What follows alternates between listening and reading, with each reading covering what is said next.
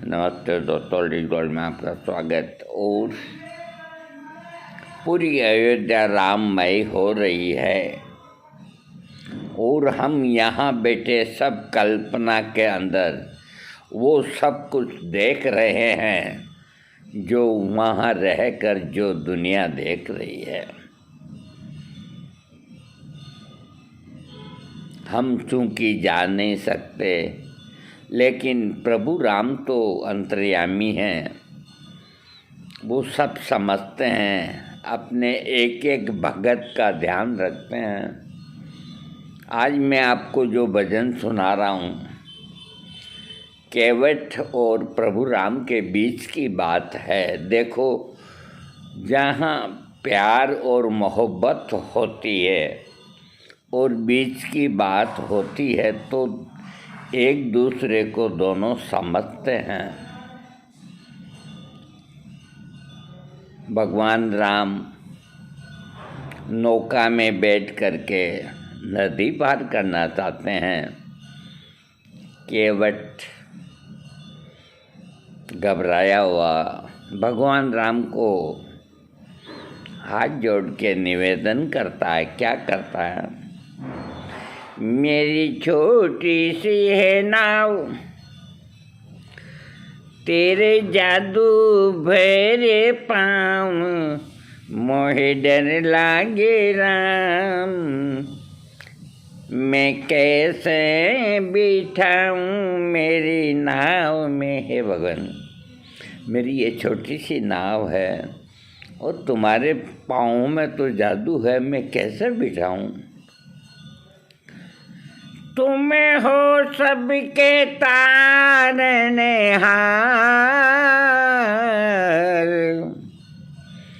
कर दो मेरा बेड़ा पार।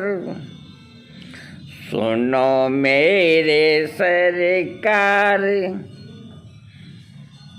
कैसे बिठाऊं मेरी नाव में। मेरी छोटी सी है नाव, तेरे जादू भरे पाँव, मोहे डर लागे राम, कैसे बिठाऊं तुझे नाव में। भगवान राम क्या कहे हैं? फिर केवट क्या कहता है उनको? अपना जो मन का जो भय है वो भगवान के सामने प्रकट करना चाहता है, क्योंकि उसकी बहुत इच्छा है कि वो भगवान राम को नौका में बिठा के उस पार पहुंचाए। लेकिन जब उसने सुन रखा है क्या, एक पत्थर से बन गई नारी,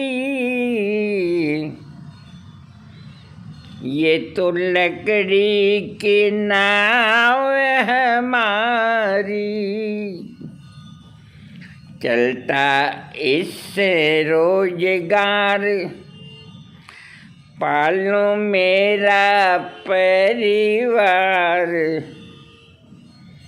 मैं कैसे बिठाऊं मेरी नाव में। हे भगवान, मैंने सुना है कि आपने पाँव लगाया और पत्थर की स्त्री बन गई, तो मेरे को ये डर सता रहा है। मेरी तो ये लकड़ी की नाव है और यही मेरा रोजगार है। इसको इधर उधर यात्रियों को ले जाके मैं अपने 2-5 बाल बच्चों को पालता हूँ, तो मैं क्या करूँ, मुझे यही डर लग रहा है। भगवान मुस्कुरा, मन ही मन मुस्कुरा रहे हैं प्रभु राम।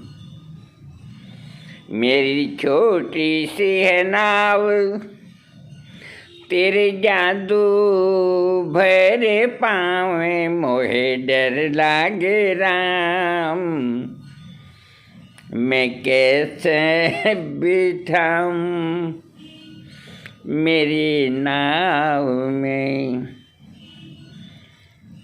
भगवान कुछ नहीं बोलते हैं तो फिर केवट कहता है भगवान को, युक्ति बताता है।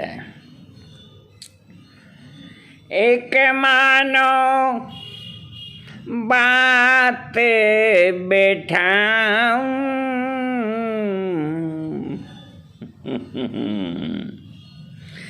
तेरे चरणों की धूल निकालूं।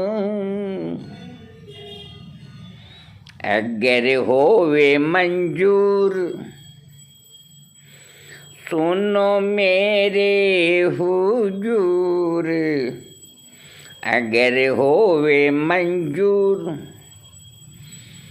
सुनो मेरे हुजूर। आओ बिठाऊं मेरी नाव में। केवट कहता है भगवान मैं आपके चरणों के अंदर जादू है। तो एक कंडीशन उसने डाल दी कि मेरी बात मान लो तो मैं आपको पार करा दूंगा। मैं आपके पाँव पे जो भी मिट्टी धूल लग रही है पहले उसको टॉवल से साफ करूंगा। उस वक़्त गमछा कहते थे, आजकल टॉवल कहते हैं। केवट ने सोचा जब अपन साफ कर देंगे तो जादू का असर खत्म हो जाएगा, फिर कोई खतरे वाली बात नहीं रहेगी। तो ये कंडीशन उसने भगवान राम को डाल दी।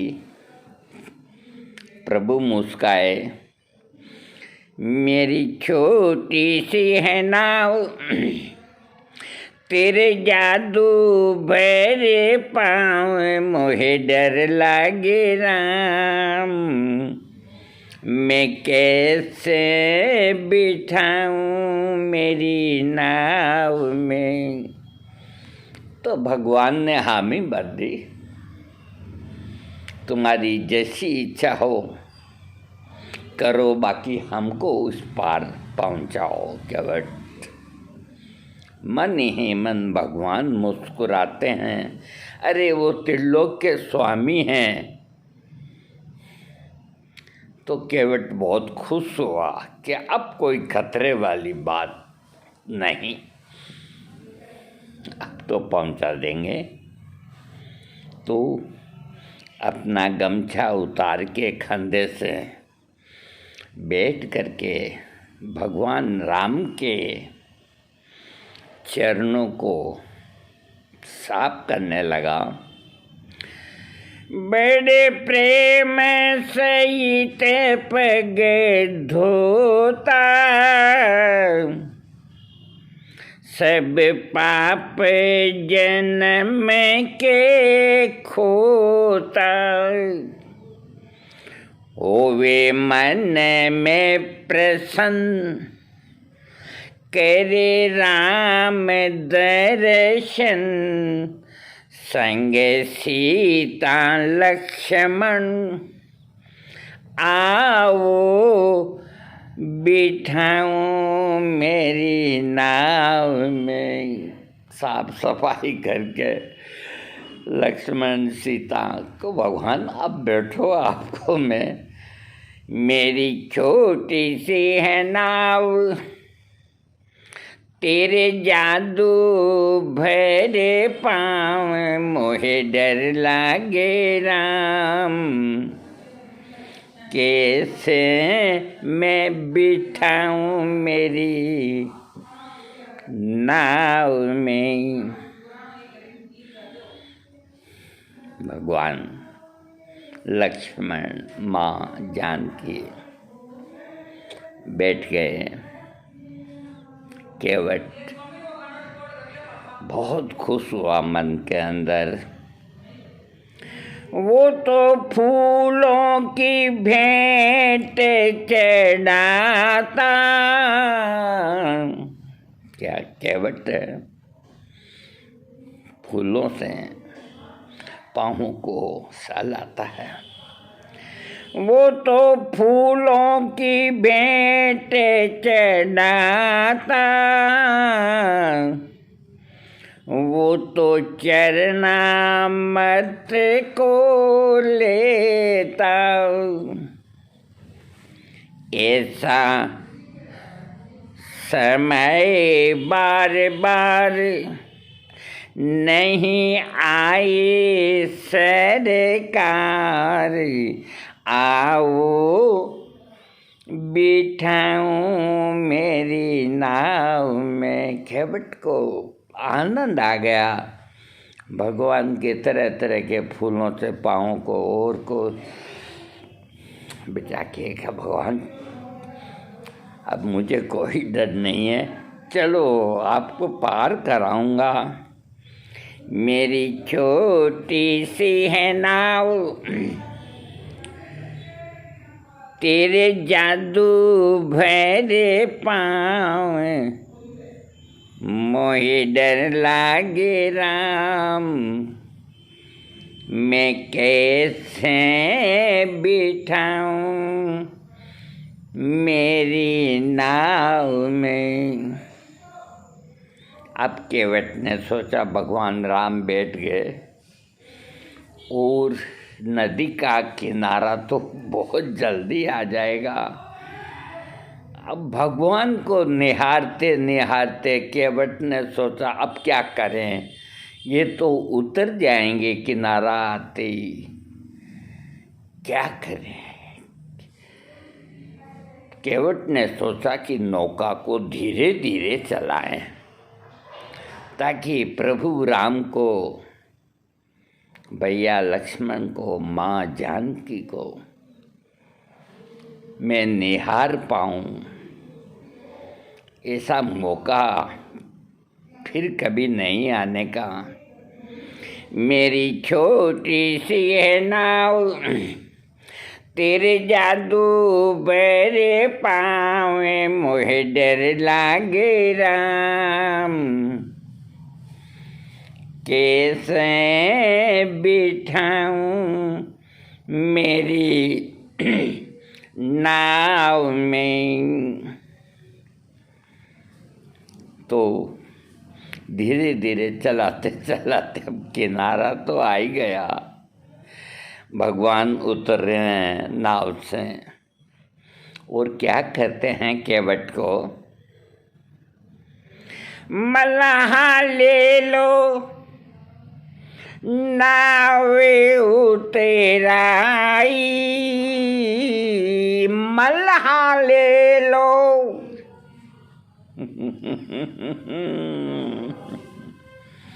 मल्लाह ले लो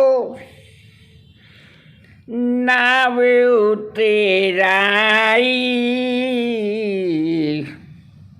मेरे पल्ले कुछ न भाई।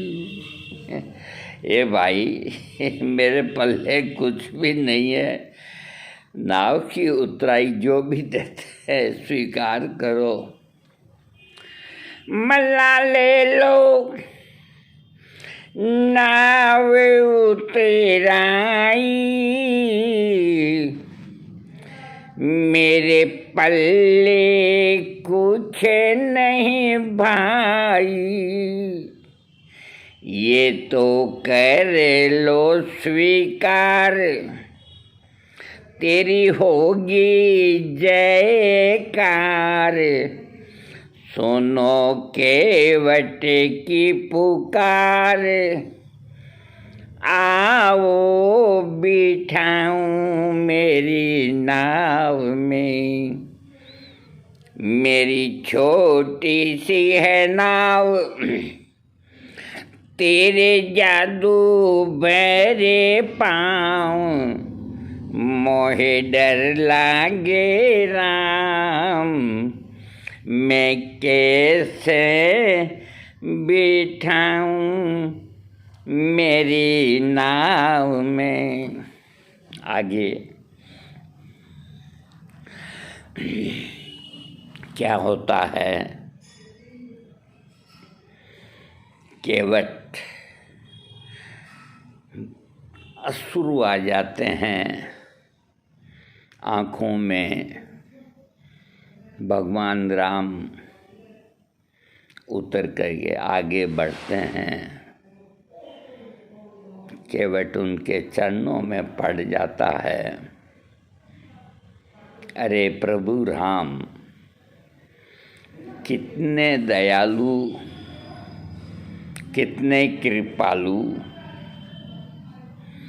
ऐसे थे हमारे राम, ऐसे थे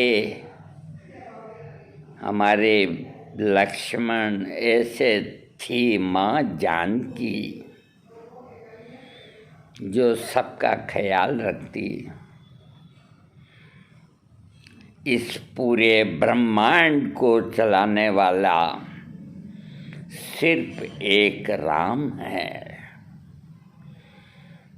राम से दूजा और कोई नहीं।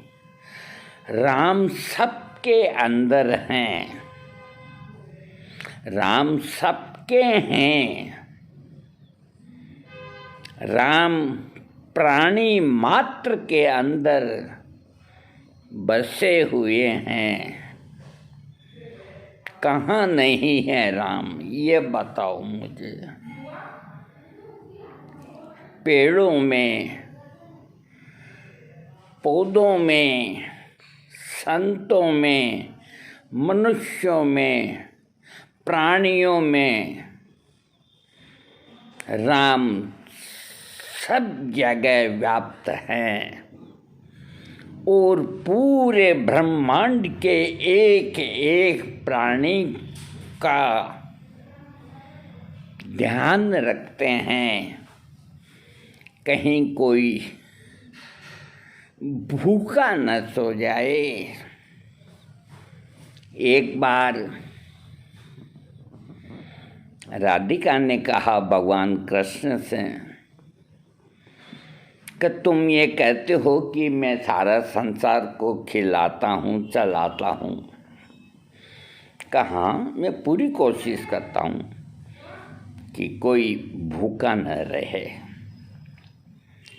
कि मैं इस बात को नहीं मानती। अब देखो, नहीं मानती तो नहीं मानती, तो भगवान ने कहा भाई क्यों नहीं मानती? कि मैं परीक्षा लेना चाहती हूँ। कि ले लो। तो राधिका जी एक डिबिया ले आई कि देखो मैं इस डिबिया के अंदर एक चींटी को रखती हूँ और आपके सामने इस डिब्बी को बंद करती हूँ। ये डिब्बी मेरे पास रहेगी प्रभु, और सुबह खोल के देखती हूँ कि आप इस चींटी के लिए खाने की क्या व्यवस्था करी। और डिब्बी को बंद करके राधिका अपने पास रख लिए। सुबह डिब्बी लेके भगवान के पास आई कि अब मैं इसको खोल के देखती हूँ आपके सामने। जब मैंने इसको एकदम पैकिंग कर दिया मजबूत, तो इसके अंदर आप कैसे इसका खाना पानी भेजेंगे? मैं खोल के देखती हूँ और आप भी देख लो। कहाँ देख लेते हैं, खोलो। डिबिया खोली, राधिका के पसीने आ गए ललाट पे। भगवान की तरफ देखने लग गई, कृष्ण की तरफ। क्या आप जादूगर हैं। वाकई जो दुनिया कहती है कि आप जादूगर हैं, आप छलिया हैं, आप नटखट हैं, तो अपनी योग विद्या से आपने इस चींटी के लिए एक चावल का दाना भेज दिया। मैं समझ गई, नहीं तो कहाँ से आएगा दाना। आप जादूगर हैं, मेरे को संतुष्ट करो भगवान, नहीं तो मैं नहीं मानती कि आप जगत को खिलाते हैं। तब कृष्ण भगवान ने कहा कि हे राधे, तुम्हारे को सबूत देता हूँ। जब तुम इस चींटी को डिब्बी में रख के आई और मेरे सामने बात करके तुमने डिबिया को बंद किया, तो तुम्हारे मस्तक पे चावल लगे हुए थे टीके में, उनमें से एक चावल इस डिब्बे में गिर गया।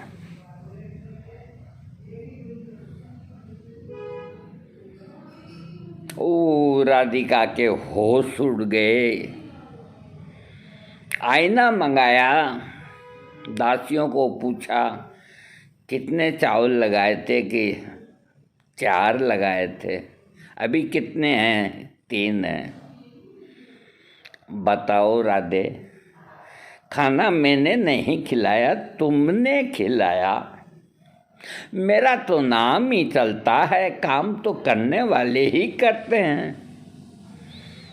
मैं अकेला सबको कैसे खिला सकता हूँ? मेरी ये छोटी सी व्यवस्था है,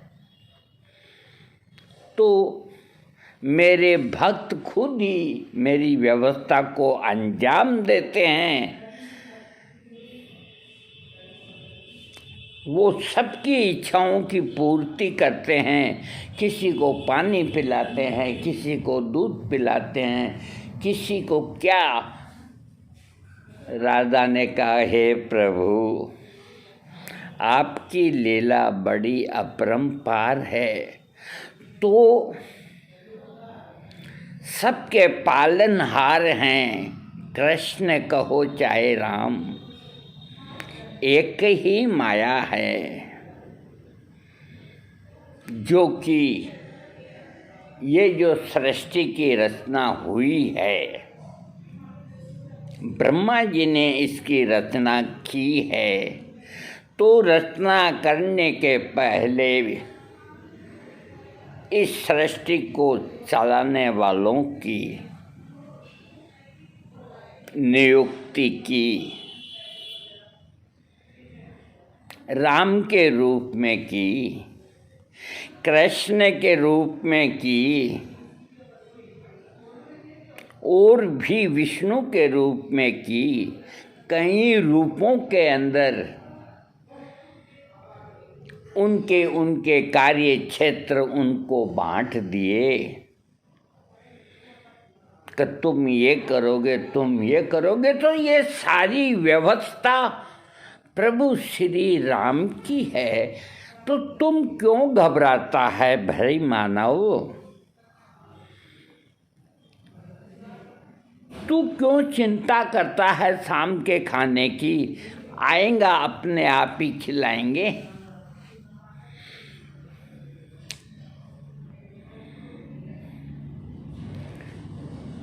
कैसे खिलाएंगे? इस तरह खिलाएंगे सबको। कोई फिक्र मत करो। वो बड़ा जबरदस्त है तुम्हें खिलाने वाला, बहुत जबरदस्त है। उसका नाम राम है, उसका नाम कृष्ण है। कहीं लोग उसको मालिक कहते हैं, संसार में कहीं लोग उसे गॉड कहते हैं, कहीं लोग अल्लाह के नाम से पुकारते हैं, कहीं लोग किसी नाम से पुकारते हैं। तो नाम तो सबके अलग अलग ही हैं, लेकिन एक जो शक्ति है जो इस पूरे ब्रह्मांड को चलाती है, तो हे भक्तों, तुम्हें कहीं भी डरने की जरूरत नहीं। अपना कर्म करते रहो, फल वो देगा। दादू दयाल जी को किसी ने कह दिया कि वो सबका पेट भरता है। अरे कैसे भरता है सबका पेट? मैं देखता हूँ, ट्राई करके कर देख ले। दादू दयाल जी जंगल में जाकर के एक पेड़ के ऊपर बैठ गए, भूखे तीसे प्यासे। देखें यहाँ कौन अपनी व्यवस्था करता है खाने की पीने की। सुबह से शाम हुई, भूख लग रही कि नहीं, खाना नहीं तो खाना ही नहीं। मुझे तो ये देखना है कि राम इस जगत का मालिक मेरे को कैसे खाना खिलाता है,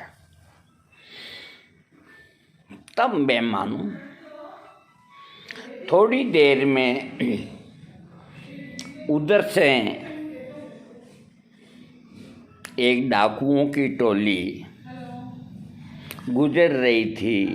तो पेड़ बड़ा था, छाया देख के सरदार ने कहा कि खाना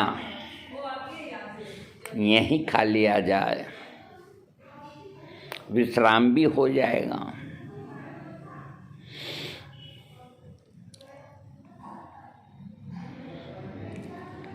ऊपर दादू दयाल जी बैठे बैठे देख रहे हैं कि कुछ न कुछ लग रहा है, बाकी अपन खाना नहीं खाएंगे, देखें कैसे खिलाते हैं।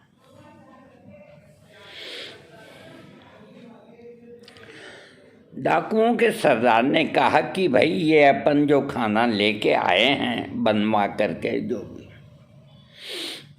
ऐसे थोड़े ही खाएंगे। अभी अपने देश के कोई बड़े नेता जाते हैं तो उनके भोजन की और की व्यवस्था जो होती है, पहले राजा महाराजा कुत्तों को खिला करके घंटा आध घंटे बाद भोजन करते थे। उनको ये भय रहता था कि कोई विष न डाल दिया गया हो।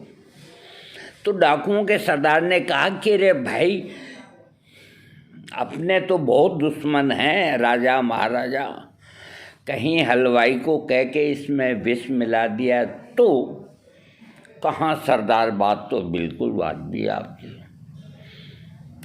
अब क्या करें, किसको खिला के पहले देखें। अब वहाँ कोई कुत्ता बिल्ली उनको कोई नज़र नहीं आया। तो एक ने कहा, अरे एक लड़का पेड़ के ऊपर बैठा है सरदार, कहाँ कब, जाओ लेके आओ उसको और पहले उसको खिला दो।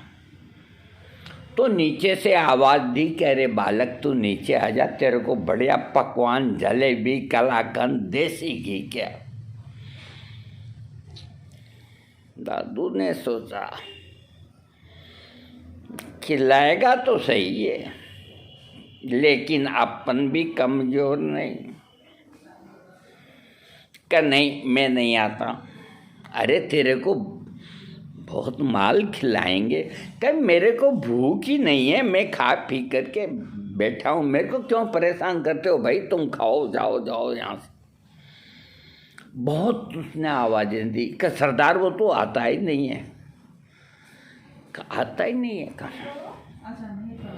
कि एक काम करो, को बोलो को एक ऊपर जाकर के उसको पकड़ के लाओ साले को नीचे। आता नहीं है, कैसे नहीं आता है।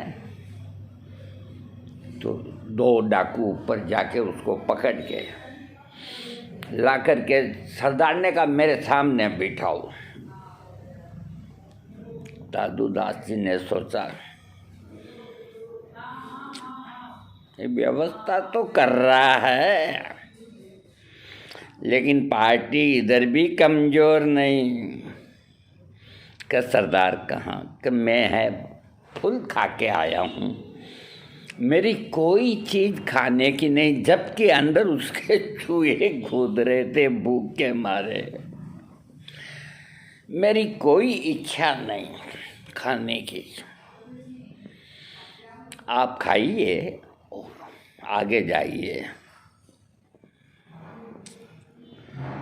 तो फिर सरदार ने दो डाकुओं को कहा कि एक काम करो, एक तो इसके दोनों हाथ पकड़ लो और एक इसकी दोनों टांगें पकड़ लो और जबरदस्ती इसको खिलाओ। वो मुंह नहीं खोलता है तो पीछे पीठ के डुक जमाओ, ठुकाई करो, बाकी इसको खिलाओ। दादू दासी ने सोचा मर गए अब तो, करे अब भी खा ले, नहीं तो तेरे मैं नहीं खाऊं। तो हाथ बांध दिए, पाँव बांध दिए और एक डाकू ने पकड़ के बढ़िया जलेबी मुंह खोल के, तो मुंह नहीं खोले वो,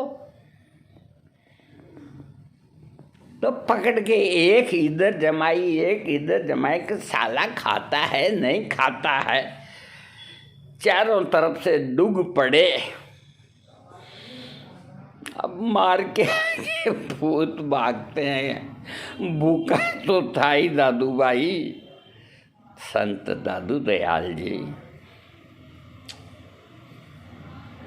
फिर खाने लगे। कब खाने लगे तो पूरा खाओ, खूब आराम से खाने लगा।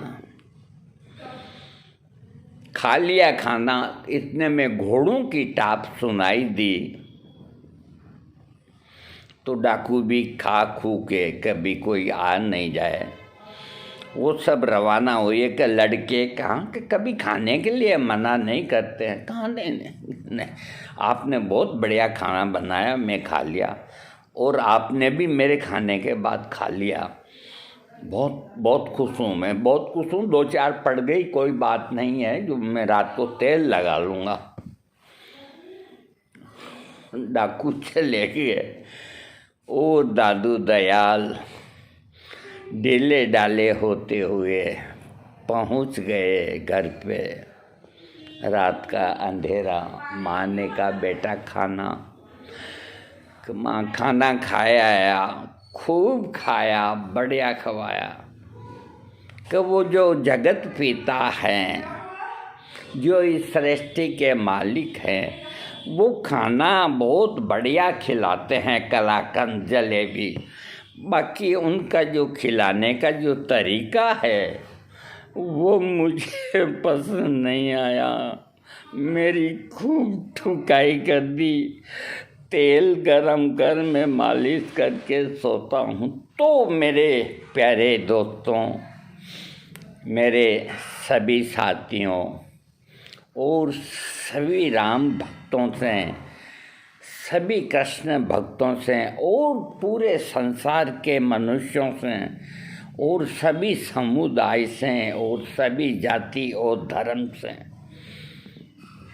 मैं प्रार्थना करता हूँ कि ये 22 तारीख का प्रभु श्री राम का जो स्थापित होंगे, वो अपने घर के अंदर जो उत्सव हो रहे हैं उसमें खूब उत्साह बढ़ाएं और खूब प्यार से राम लल्ला को उनके मंदिर के अंदर बिठाएं, क्योंकि वो एक तुम्हारे ही नहीं, इस पूरे ब्रह्मांड के मालिक हैं। तो इस ब्रह्मांड के मालिक को बाइज्जत उत्सव के साथ खूब दीपावली मनाएं, खूब आनंद से रहें और सबके ऊपर प्रभु श्री राम की कृपा रहे। अंत में मैं ये कहूँगा, हे प्रभु राम, थोड़ा बहुत अगर आपको अवकाश मिले तो मेरे ऊपर भी दया करना भगवान। बोलो राजा राम की जय, बोलो कृष्ण की जय, सबकी जय। तुम्हारी भी जय जय, हमारी भी जय जय, तो सबकी जय बोलो।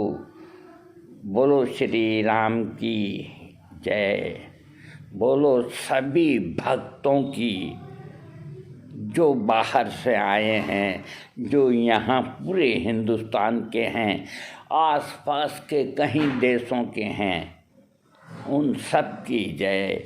उन सब पे प्रभु राम की कृपा बनी रहे। जय श्री राम।